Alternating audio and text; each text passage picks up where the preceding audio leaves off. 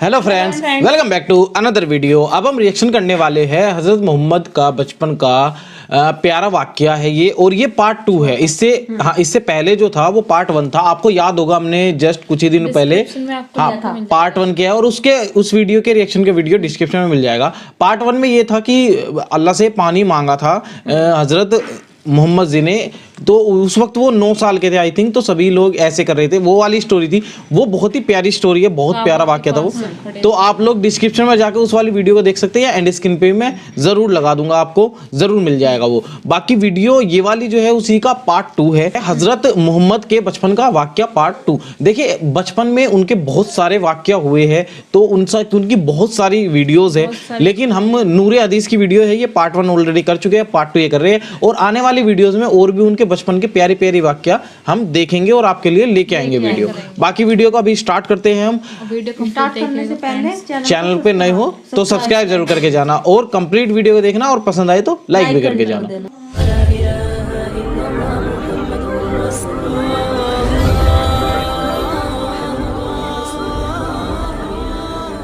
अस्सलामुअलैकुम प्यारे दोस्तों, पैगंबर हज़रत मोहम्मद सल्लल्लाहु ताला अलैहि वसल्लम का बचपन पार्ट 1 में हमने आपको बताया था कि किस तरह से अल्लाह के नबी की पैदाइश हुई, और उसके बाद किस तरह से दाई हलीमा ने आपकी परवरिश 2 साल के बजाय 4 साल तक की आपकी परवरिश की थी।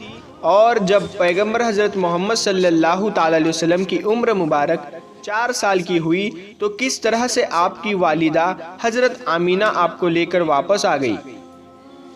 अब दोस्तों, आज की इस वीडियो में हम आपको इसके आगे का वाकया बताने वाले हैं। तो चलिए दोस्तों शुरू करते हैं।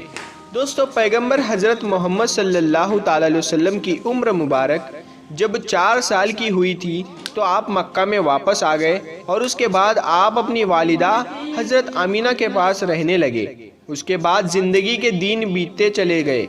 सन 575 या 576 में जब आपकी उम्र 5 और 6 साल के बीच हुई, तब आप अपनी माँ हज़रत आमीना के साथ और अपने दादा अब्दुल मुत्तलिब के साथ मदीना की तरफ निकले। मदीना में आपके लिए 2 ख़ास बातें थी।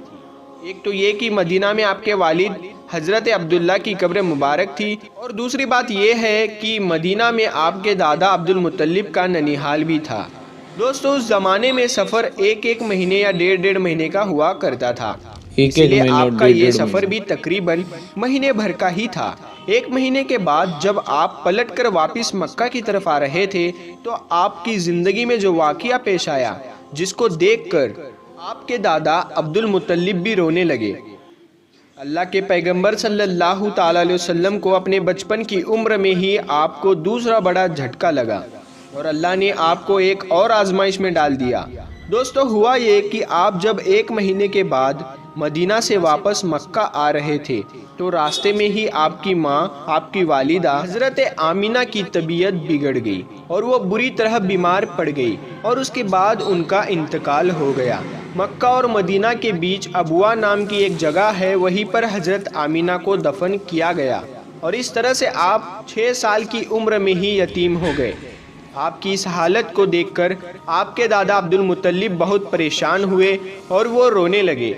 एक तो ये कि आपकी पैदाइश की कुछ दिन पहले आपके वालिद हज़रत अब्दुल्ला का इंतकाल हो गया था, पर अब दूसरा झटका ये लगा कि आपकी उम्र अभी 6 साल की भी नहीं हुई थी कि आपकी वालिदा का भी इंतकाल हो गया।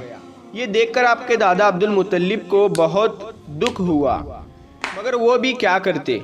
मरना और जीना तो खुदा के हाथ में है, और एक दिन तो सबको मरना है। उसके बाद आपके दादा अब्दुल मुत्तलिब आपको अपनी गोद में उठाए और मक्का की ओर चल पड़े, इस फिक्र के साथ, इस सोच के साथ कि आखिर इस मासूम से बच्चे के साथ ऐसा क्यों हो रहा है। दोस्तों, आप ज़रा खुद सोच कर देखिए, उन बच्चों पर क्या बीतती होगी जो बचपन में ही यतीम हो जाते हैं, जिनके वालिद और वालिदा का इंतकाल बचपन में ही हो जाता है। उसके बाद जैसे बच्चों को लोग धिक्कार भरी नज़रों से देखते हैं, फिर ऐसे बच्चों के साथ अच्छा बर्ताव भी नहीं किया जाता है। मगर आपके साथ अल्लाह की मदद थी, जैसा कि अल्लाह ने कुरान पाक में फरमाया है कि आपके यतीम होने पर अल्लाह की मदद आपके साथ थी, इसी वजह से आपके साथ अच्छा मामला पेश आया और अल्लाह ने आपको सहारा भी दिया। उसके बाद आपके दादा अब्दुल मुत्तलिब आपको गम के साथ लेकर मक्का में पहुँचे। आपके घर के अंदर गम का माहौल था। अबू तालिब जो आपके चचा थे वो आपको इस हालत में देखकर रोने लगे।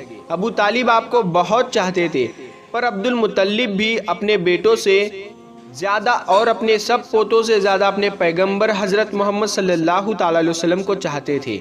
दोस्तों, हम आपको बता दें कि अब्दुल मुत्तलिब वो शख्स था जो कुरैश का बहुत बड़ा सरदार था। उसके लोग सबसे ज़्यादा इज्जत किया करते थे। काबा की छाव में उनके लिए एक ख़ास फरस बिछाया जाता था जिस पर सिर्फ वही अकेले बैठते थे। किसी दूसरे को उस पर बैठने की इजाज़त नहीं होती थी। अल्लाह के पैगंबर हज़रत मोहम्मद सल्लल्लाहु ताला अलैहि वसल्लम अभी छोटे थे। खेलते खेलते वहाँ पर आ जाया करते थे और आकर उस पर बैठकर खेलते खेलते वहाँ पर आ जाया करते थे और आकर उस पर बैठ जाया करते थे। उनके साथ ही साथ यह कि उनको उठाकर वहाँ से अलग बिठा दिया जाए, लेकिन अब्दुल मुत्तलिब उनको रोकते थे और कहते थे कि ये मेरा पोता है और उसे बैठने दो। फिर आपके दादा आपके सर पर और आपके पीठ पर हाथ फेरते और आपको अपने पास बिठा लेते। दोस्तों, कहने का मतलब ये है कि आपके दादा अब्दुल मुत्तलिब के दिल में आपके लिए मोहब्बत कूट कूट कर भरी हुई थी। आपकी वो हर ख्वाहिश का ख्याल रखते थे, आपकी हर ज़रूरत को वो पूरा किया करते थे। आपको किसी भी तरह की कोई तकलीफ़ नहीं होने देते थे। वो हमेशा आपको अपने साथ रखते, अपने साथ घुमाते फिराते और हमेशा आपको खुश रखते। दोस्तों, ऐसे करते करते दिन बीतते चले गए। अब आपकी उम्र मुबारक 8 साल की हो गई, मगर सोचिए अल्लाह के नबी ने कैसी कैसी आजमाइश से गुजर फरमाया और अपनी ज़िंदगी का सफ़र पूरा किया। अब आपकी उम्र 8 साल 2 महीने और 10 दिन की हुई तो एक दिन अचानक आपके दादा अब्दुल मुत्तलिब का भी इंतकाल हो गया। 8 साल मरते वक्त आपके दादाजी आपकी परवरिश का जिम्मा अबू तालिब को सौंप दिए। अबू तालिब आपके सगे चाचा थे। दोस्तों, ज़रा सोचिए कुछ बच्चे पर क्या गुजरती होगी जिसके बचपन में ना तो माँ का साथ होता है और ना ही बाप का साथ, एक दादा का सहारा होता है, वो भी आज चले जाते हैं। उसके बाद आपकी परवरिश का जिम्मा आपके चाचा अबू तालिब उठाते हैं। दोस्तों, उसके बाद अबू तालिब ने आपको सहारा दिया, आपकी हर तरह से हिफाजत की, आपकी दुश्मनों से तलवार से हर तरह से आपको महफूज रखा और आखिरी सांस तक आपकी मदद करते रहे। हालांकि अबू तालिब पैसे वाले नहीं थे, फिर भी आपको किसी भी बात की कमी महसूस नहीं होने दी और जिस चीज़ की ख्वाहिश करते थे आप उसको पूरी कर देते थे। दोस्तों, उसके बाद दिन बीतते चले गए। अबू तालिब जब भी किसी सफ़र पर जाते तो आप पैगंबर हज़रत मोहम्मद सल्लल्लाहु ताला अलैहि वसल्लम को अपने साथ लेकर जाते, क्योंकि उस ज़माने में सफ़र बहुत लंबा हुआ करता था। एक डेढ़ महीने का सफ़र होता था और अबू तालिब नहीं चाहते थे कि मासूम सा बच्चा जिसके ना वालिद ना वालिदा का सहारा है, ना कोई दादा का सहारा है, उसको किसी और के भरोसे छोड़कर जाओ और उसको तकलीफ़ हो। दोस्तों, एक बार अबू तालिब अपने काफिले के साथ मुल्क शाम की तरफ तिजारत के लिए रवाना हुए।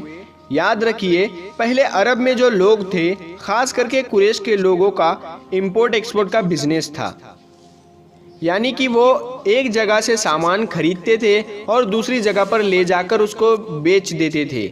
इस तरह से वो लोग सामान की खरीदते और दूसरी जगह पर ले जाकर उसको बेच देते।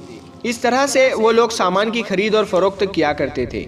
इसी काम के सिलसिले में अबू तालिब अपने काफिले के साथ मुल्क शाम की तरफ निकल गए। साथ में आपने पैगंबर हज़रत मोहम्मद सल्लल्लाहु ताला अलैहि वसल्लम को ले लिया और आपको एक ऊँटनी पर सवार कर दिया। अबू तालिब का जब ये काफिला मुल्क शाम की बॉर्डर पर पहुंचा तो उनको रात वहीं पर हो चुकी थी, इसलिए उन्होंने वहीं पर अपना पड़ाव डाल दिया ताकि वो वहीं पर रात गुजार सके और अपनी थकान को दूर कर सके। तो हम आपको बता दें कि उस ज़माने में राही बहुआ करते थे जो एक जगह से दूसरी जगह पैदल जाया करते थे। उस ज़माने में एक ईसाई था जो लोगों की रहनुमाई करता था। वो कभी अपने घर से बाहर नहीं निकलता था, यानी कि वो हमेशा अपने घर के अंदर ही रहता था। जब उसको मालूम चला कि मुल्क शाम में कितने पड़ाव डाला है तो वह दौड़ता हुआ उनके पास आया और पैगंबर हजरत मोहम्मद सल्लल्लाहु अलैहि वसल्लम को ले लिया और अबू तालिब से कहने लगा कि ये बच्चा सारी दुनिया का सरदार बनकर आया है। उसकी ये बात सुनकर अबू तालिब हैरान हुए और पूछने लगे कि तुम्हें कैसे पता, तुमको किसने बताया है कि ये बच्चा सारी दुनिया का सरदार बनकर आया है। तो उस राहिब ने कहा कि जब तुम इस घाटी से इधर उस घाटी में आ चुके थे, इस घाटी में ऐसा कोई भी धर्म और पत्थर नहीं था, तो इस बच्चे को देखकर सजदा न किया हो। और पत्थर और दरख्त सिर्फ उन्हीं लोगों को सजदा करते हैं जिसको अल्लाह अपना पैगंबर बनाकर भेजता है। उसके बाद वो कहने लगा कि तुम इस बच्चे को मुल्क शाम साथ लेकर मत आना, क्योंकि आगे यहूद से इनको खतरा है, कहीं वो इसका कत्ल ना कर दे। और मैं इस बच्चे को अच्छी तरह से पहचानता हूँ, क्योंकि तौरात और दिल में इश्क़े रसूल होने का जिक्र आया है। और मैं इस बच्चे को अच्छी तरह से पहचानता हूँ, इसकी पीठ के नीचे एक शेर की तरह एक नबूवत की मोहर लगी है, उस मोहर से भी मैं इनको पहचानता हूँ, लिहाजा तुम इसे मुल्क शाम लेकर मत जाना। दोस्तों, अब अबू तालिब को उस राहिब की बातों पर यकीन आ चुका था कि वो जो कह रहा है बिल्कुल सच कह रहा है। उसके बाद अबू तालिब ने किसी शख्स के जरिए से पैगंबर मोहम्मद सल्लल्लाहु ताला अलैहि वसल्लम को वापस मक्का में पहुंचा दिया, क्योंकि अबू तालिब को अभी मालूम चल चुका था कि ये जो बच्चा है ये कोई मामूली बच्चा नहीं है, ये बच्चा ख़ास मर्तबे वाला बच्चा है। उसके बाद अबू तालिब आपकी परवरिश और आपकी सुरक्षा के मामले में और ज़्यादा चौकन्ना हो गए और आपकी हर तरह से हिफाजत करने लगे। दोस्तों, ये थी वीडियो हजरत मोहम्मद जी की सेकंड पार्ट। एक्चुअली ये पार्ट बचपन उनका हजरत मोहम्मद के बचपन के कहानी स्टोरी लाइन है और इसका सेकंड पार्ट है ये। जैसे कि हमने ऑलरेडी ये ऐसी वीडियोस बहुत सारी देखी हुई है, मोहम्मद साहब के बचपन से लेके सारी पूरी जिंदगी कहानी देखी हुई है, लेकिन इसके अंदर बहुत कुछ अलग था। एक नए साल थे, हजरत मोहम्मद का बचपन बताया गया है इसके अंदर, कैसे उनके ऊपर क्या क्या बीती है, कैसे कैसे उनकी फैमिली में किन किन लोगों की डेथ हुई है, फादर मदर एंड दादाजी, फिर उनके चाचा जी भी का नाम बहुत ज़्यादा फेमस है, बहुत ज़्यादा आता है कि उन्होंने उनकी परवरिश की थी, इस तरह की चीज़ें हैं। और बाकी रिलेटेड वीडियो में बताऊं तो जैसे कि इसके अंदर लास्ट में कहा गया है कि यहूद थे आगे, उनको उनके जान से खतरा था। यहूदियों से आई डोंट नो क्या मसला रहता है मोमडन और उनका, लेकिन हम डॉक्टर जाकिर नायक की वीडियो में भी देखेंगे आगे इन फ्यूचर में कि यहूदियों का क्या मैटर है और ये क्या है। लेकिन डॉक्टर जाकिर नायक जी की क्या राय है यहूदियों को लेकर, तो ये इस वीडियो में मतलब आने वाली वीडियोस में मैं ट्राई करूंगा ढूंढने की इस तरह की वीडियो, तो उन वीडियोस पे भी हम रिएक्शन करेंगे। बाकी ये वाली वीडियो लाजवाब थी। हजरत मोहम्मद का बचपन हमें पहले से ही बहुत ज्यादा पसंद है, प्यारा लगता है, तो ये भी अच्छा है। तो बाकी वीडियो या लाइक कीजिए, शेयर कीजिए और कमेंट करके हमें बताना कैसी लगी आपको वीडियो, और जान से पहले सब्सक्राइब जरूर करना। Thank you for watching this video. मिलते हैं आपसे नेक्स्ट वीडियो में, तब तक के लिए ta-ta bye bye and take care.